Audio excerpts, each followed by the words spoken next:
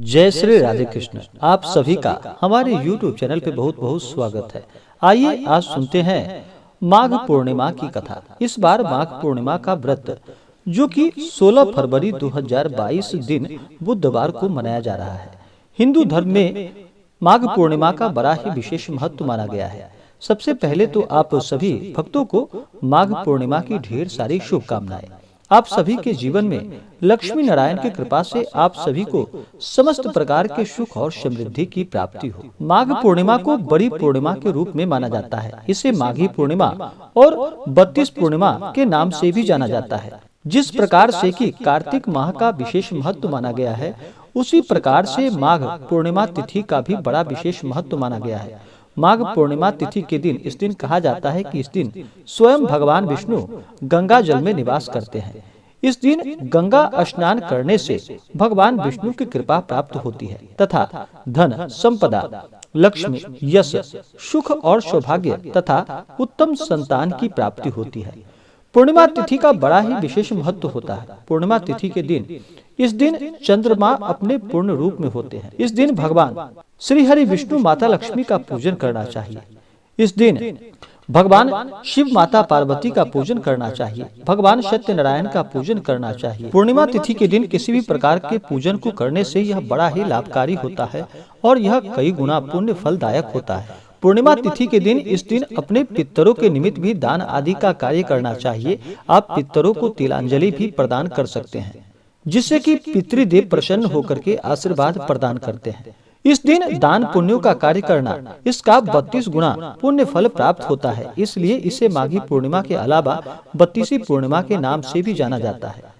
पूर्णिमा तिथि के दिन इस दिन विशेष प्रकार से भगवान श्री हरि विष्णु माता लक्ष्मी का पूजन करना चाहिए। जहाँ तक हो सके इस दिन सुबह ब्रह्म मुहूर्त में उठ करके नित्य क्रियाओं से निवृत्त हो करके गंगा नदी में या संगम आदि में स्नान करना चाहिए। अगर वहाँ पर ना जा पाए तो कम से कम घर के नहाने के जल में थोड़ा सा गंगा जल मिला करके इस दिन अवश्य स्नान करना चाहिए। अगर वहाँ पर स्नान ना कर पाए तो घर के नहाने के जल में थोड़ा सा गंगा जल मिला करके स्नान करना चाहिए। शुद्ध वस्त्र धारण करके सबसे पहले भगवान सूर्य देव को अर्घ प्रदान करना चाहिए। भगवान सूर्य देव जो कि आरोग्य को प्रदान करने वाले हैं, तो इस दिन भगवान सूर्य देव को जल में थोड़ा लाल चंदन और लाल पुष्प डाल करके अर्घ प्रदान करना चाहिए। उसके बाद जो भी पूर्णिमा का व्रत करते हैं उन्हें संकल्प लेना चाहिए और फिर पूर्णिमा का व्रत करना चाहिए। इस दिन भगवान सत्यनारायण का, भगवान विष्णु माता लक्ष्मी का विशेष प्रकार से पूजन करना चाहिए और पूर्णिमा तिथि का व्रत का कथा श्रवण करना चाहिए। भगवान सत्यनारायण व्रत का कथा श्रवण करना चाहिए। इससे अनंत गुना पुण्य फलों की प्राप्ति होती है। पूर्णिमा तिथि के दिन इस दिन पीपल वृक्ष के नीचे दीपक जलाना चाहिए। मंदिरों में जाकर के दीपक जलाना चाहिए। गंगा के तीर पर जाकर के दीप आदि का दान करना चाहिए। जहाँ तक हो सके धर्म पुण्य का कार्य करना चाहिए। इस दिन किसी के ऊपर क्रोध नहीं करना चाहिए। तामसिक वस्तुओं का बिल्कुल भी प्रयोग नहीं करना चाहिए। मांस, मदिरा, लहसुन, प्याज आदि का बिल्कुल भी प्रयोग नहीं करना चाहिए। शुद्ध और सात्विकता का पालन करते हुए इस दिन भगवान का पूजन करना चाहिए। इससे पुण्य फलों की प्राप्ति होती है। तो आइए सुनते हैं माघ पूर्णिमा की कथा। अगर आप माघ पूर्णिमा के उपलक्ष्य में अन्नदान, वस्त्रदान आदि के लिए ब्राह्मण दक्षिणा देना चाहते हो तो आप अपने श्रद्धा और सामर्थ्य के अनुसार हमें डिस्क्रिप्शन में जाकर के वहां से गूगल पे, फोन पे या अकाउंट नंबर के माध्यम से आप हमें ब्राह्मण दक्षिणा प्रदान कर सकते हैं। तो आइए सुनते हैं माघ पूर्णिमा से जुड़ी हुई दो पौराणिक कथा। तो बोलिए प्रेम से भगवान श्री हरि विष्णु की जय, माता लक्ष्मी की जय, भगवान भोलेनाथ की जय, माता पार्वती की जय। पौराणिक कथा के अनुसार बहुत समय पहले की बात है कि नर्मदा नदी के तट पर एक सुब्रत नामक विद्वान ब्राह्मण रहते थे। लेकिन वे काफी लालची थे, धन कमाना ही था और ऐसा करते करते ये समय से पूर्व ही वृद्ध दिखने लगे और कई बीमारियों की चपेट में आ गए। इस बीच उन्हें अंतर ज्ञान हुआ कि उन्होंने पूरा जीवन तो धन कमाने में ही बिता दिया। अब जीवन का उद्धार कैसे हो पाएगा। इसी क्रम में उन्हें माघ माह में स्नान का महत्व बताने वाला एक श्लोक याद आया।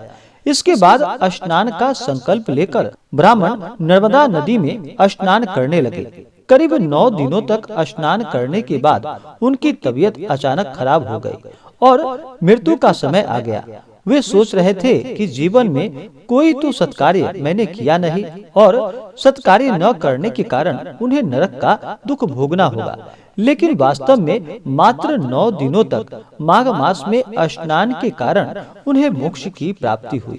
दूसरी कथा के अनुसार कांति नगर में धनेश्वर नामक एक ब्राह्मण अपना जीवन भिक्षा मांगकर व्यतीत कर रहा था और अपना जीवन यापन कर रहा था। उसकी कोई संतान नहीं थी। एक दिन उसकी पत्नी नगर में भिक्षा मांगने गई, परंतु सभी ने उसे बांझ कहकर भिक्षा देने से इनकार कर दिया। फिर किसी ने ब्राह्मण दंपत्ति को 16 दिनों तक माता काली की पूजा करने को कहा। उन्होंने विधिवत पूजा और आराधना की और तब उनकी आराधना से प्रसन्न होकर माता काली ने दोनों को संतान प्राप्ति का वरदान दिया और कहा कि अपने सामर्थ्य के अनुसार प्रत्येक पूर्णमासी को तुम दीपक जलाओ। इस तरह हर पूर्णिमा के दिन तक दीपक बढ़ाते जाना जब तक कि वह 32 दीपक न हो जाए। इसके बाद ब्राह्मण ने अपनी पत्नी को पूजा के लिए पेड़ से आम का कच्चा फल तोड़कर दिया और उसकी पत्नी ने पूजा की और फलस्वरूप वह गर्भवती हो गई। एक पुत्र ने जन्म लिया जिसका नाम की देवदास रखा। देवदास जब बड़ा हुआ तो उसे अपने मामा के साथ पढ़ने के लिए काशी भेज दिया गया। काशी में धोखे से देवदास का विवाह हो गया। देवदास ने कहा कि वह अल्प आयु है, परंतु फिर भी जबरन उसका विवाह करवा दिया गया। कुछ समय पश्चात काल उसके प्राण लेने के लिए आया, लेकिन ब्राह्मण दंपत्ति ने पूर्णिमा का व्रत रखा था, इसलिए काल उसका कुछ भी बिगाड़ नहीं पाया। तभी से कहा जाता है पूर्णिमा के दिन व्रत करने से संकटों से मुक्ति की प्राप्ति होती है और सभी मनोकामनाएं पूर्ण होती है। इसी प्रकार से जो भी भक्त सच्ची श्रद्धा के साथ नियम और निष्ठा के साथ पूर्णिमा का व्रत करते हैं, इस दिन भगवान श्री हरि विष्णु माता लक्ष्मी का पूजन करते हैं, उनके सभी दुख और कष्ट दूर हो जाते हैं तथा भगवान श्री हरि विष्णु की कृपा से और माता लक्ष्मी की कृपा से उन्हें सभी प्रकार के सुख और समृद्धि की प्राप्ति होती है।